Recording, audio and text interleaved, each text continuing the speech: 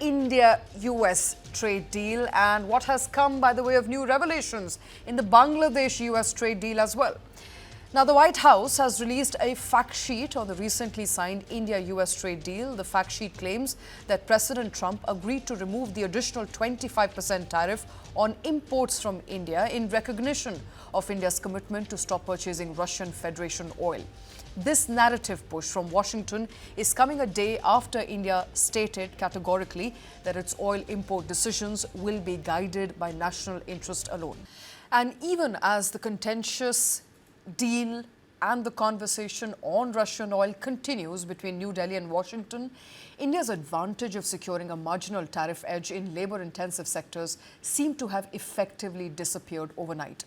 Bangladesh has now struck its own deal with Washington, one that could flip the competitive balance in global textiles and potentially hurt Indian exporters. Bangladesh has agreed to host of steep American demands now, as per the latest details emerging between Bangladesh and the US by the virtue of that trade deal, including a commitment to buy $3.5 billion worth of US agriculture products, $15 billion in US energy over 15 years, and even aircraft purchases.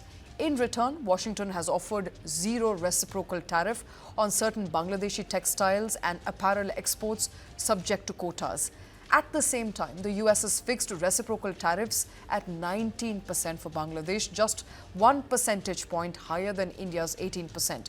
But that small margin is now irrelevant.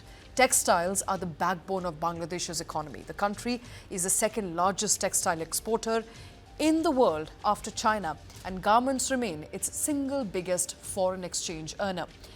That explains the urgency. With India signing trade agreement with the US, UK and EU, Bangladesh moved quickly, especially as those deals favor labor-intensive sectors like textiles and footwear, where both the countries compete head-to-head.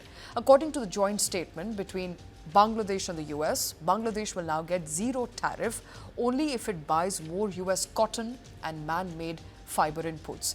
The larger the US raw material import, the larger the tariff-free quota. That raises a red flag for India, currently Bangladesh's biggest supplier of cotton yarn and textile inputs as well. India believed it would expand textile exports to the US with an 18% tariff, while competitors like Bangladesh faced higher rates.